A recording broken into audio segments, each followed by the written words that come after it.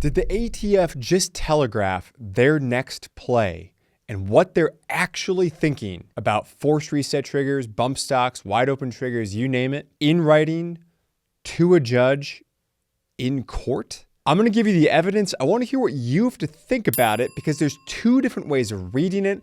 I'm going to make the case for both, although I think it's going to be pretty clear which one you think I'm thinking. So guys, let's get into it.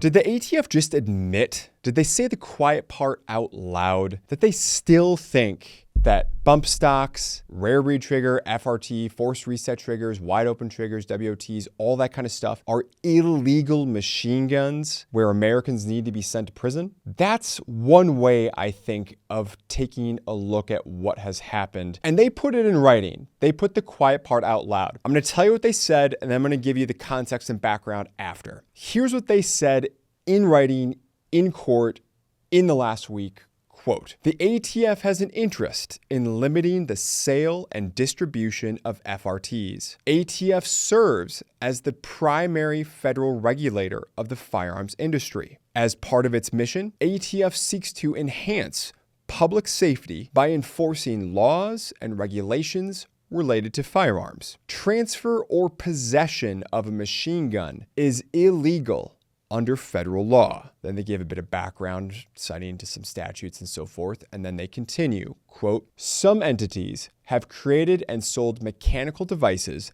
that provide semi-automatic firearms with the capability to fire at near automatic rate, period, end quote. Okay, that's not even all of it. That's just part of it. What did they just say? Why is that jumping out to me? Let's take it apart quickly. The ATF has an interest in limiting the sale and distribution of FRTs. Okay, why? Does the federal government always just take an interest in limiting? They didn't say regulating the sale. They said limiting the sale and distribution of FRTs. The only reason why they would say that, presumably, is because they think that it's illegal. And as a result, they want to be able to dial this all back and suppress it as much as possible. Right. That one word, limiting instead of regulating. Interested in regulating the sale of FRTs? Sure, they're a federal agency.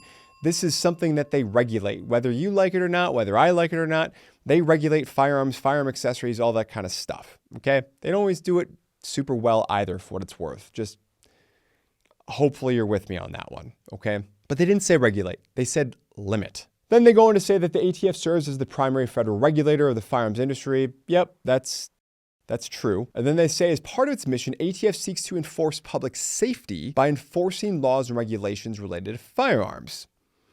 Okay, that's either another kind of benign background statement or it's hinting, strongly hinting, some might say, they're trying to enforce laws and regulations related to firearms in the interest of enhancing public safety. So what law or regulation are they intervening on here when they intervene in a civil lawsuit, which is what's happening? That's the background. We're going to get to that a little bit later. And they say in writing in court that they have an interest in limiting the sale and distribution of FRTs. Now, they could say, look, anything that makes the pew-pew go pew-pew faster arguably increases the lethality rate. All of the naysayers about, hey, how are you going to know you're going to hit what you're aiming at, all that kind of stuff. Let's just set that to the side for a moment, okay? Things that make the pew-pew go pew-pew faster,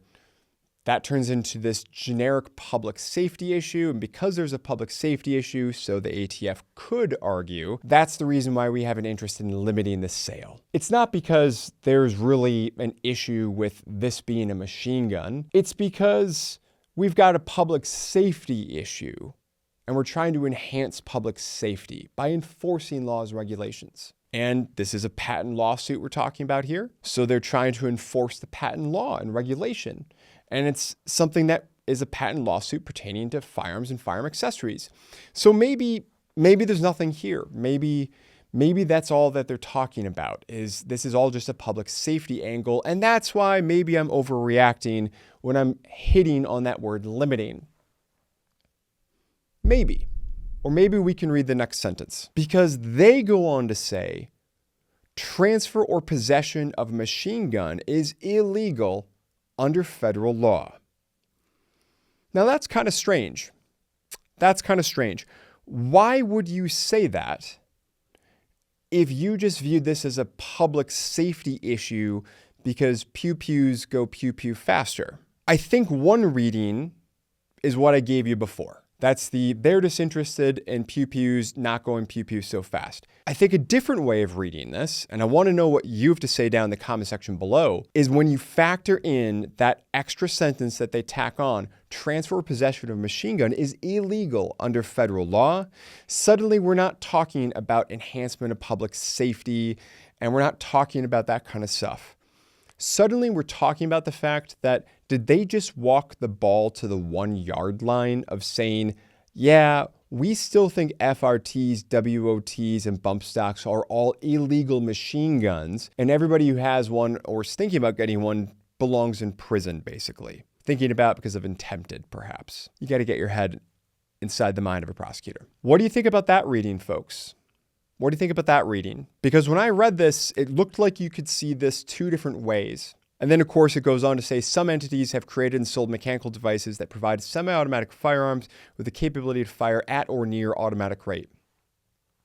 Back to the public safety issue, so ATF would say. But why is any of that relevant if they're only looking at this as public safety and not as a machine gun issue? Why is any of that relevant then to include transfer or possession of a machine gun is illegal under federal law? Why would they be talking about that in a statement of interest? All right, so what's going on here? Here's the quick background. For those of you who are new or just forgot or need the refresher, ATF was embroiled in a massive series of lawsuits with a company called Rare Breed Triggers. We've interviewed the president, key patent lawyer on this channel multiple times before. For those of you who don't know, fighting the federal government that has virtually unlimited resources through access to taxpayer dollars is pretty challenging. It's very expensive. And when you are prohibited by judges from selling your product so that you can go out and afford the lawyers, that's a tough spot to be in. I've done videos about the settlement agreement before. I'm not going to go into that right now. Suffice it to say, there was a settlement agreement that many found to be controversial that was entered into back in May of 2025 after President Trump was sworn in back in January of 2025 between Rare Breed Triggers as well as the federal government, some other players as well, National Association for Gun Rights being one of them. The settlement agreement did a bunch of different things. It's linked in the description box. And again, you should see our video popping up that went through the whole thing. A couple of the key parts that pertain to what is going on here, to give you that background, is that on part 9 of the settlement agreement, it compelled Rare Breed Triggers to, quote, take all reasonable efforts to engage in patent enforcement, seeking prohibitory injunctions against any person or entity that manufactures, sells, or distributes any forced reset trigger, FRT, during the life of U.S. patent and then through in their patent number. So basically one of the things that Rare Breed Trigger agreed to is we agree that if we are going to be honoring and keeping up this settlement agreement, that we will go out and we will reasonably act to enforce our patents in good faith to the best of our ability against people who we believe are infringing on us. That is not me saying that these companies that Rare Breed Triggers are suing and are embroiled in lawsuits with are infringing.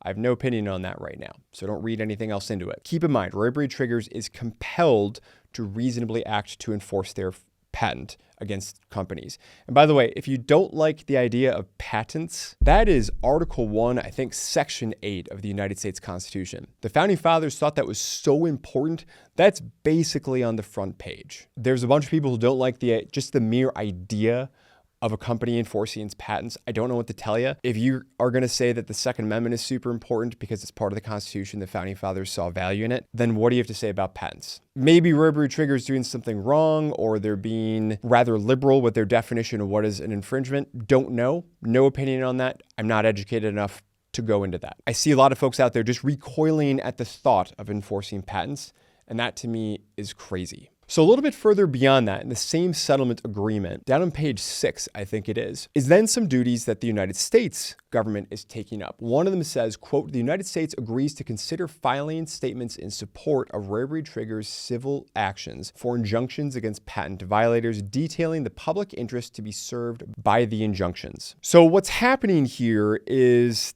the federal government struck a deal and Rare Breed struck a deal to end their litigation and to take things out of court, where Rare Breed's agreeing to enforce their patents and the federal government's agreeing that they're going to step in and they're going to kind of throw like a chip block or something like that. One of the questions that has always lingered is whether or not that settlement agreement is a little bit more like the North Korea, South Korea DMZ. In other words, yeah, we're still at war. We've just agreed to put down the swords right now. Or is this something that's a little bit more of a lasting peace? Is this the opening hints about which way that could go? Because again, when I'm reading this, the ATF has an interest in limiting the sale and distribution of FRTs, limiting the sale. And then a few sentences later, transfer or possession of a machine gun is illegal under federal law. Now, for those of you who may also be unaware, the United States Supreme Court, in a case called Garland versus Cargill, in the last few years, recently smacked down the ATF, who tried to regulate bump stocks. It was a tremendously political issue back in 2018. I've done many videos on this before. I'm not going to deep dive it again right now. Suffice it to say, the ATF lost. The United States Supreme Court not only ruled that a bump stock is not a machine gun, but it also has ruled that, hey, ATF, you lack the authority to do this, because Congress set what the definition of a machine gun is in statute. That's black letter law, as, long story short, something that fires more than one shot per function of the trigger. Actual full definition linked in the description box below. So what do you think this all means? Is this just the DMZ and ATF is going to say, hey, whistle's blown, we're back on as soon as political winds shift in DC? Are they tipping off their hand about what they actually think and what they actually want to do? And questions that might come up from this, no time today, but if you're interested, let me know in the comment field below, could include, what can we do about the fact that the ATF is still being anti-gun? They're still trying to put aside all but a United States Supreme Court ruling.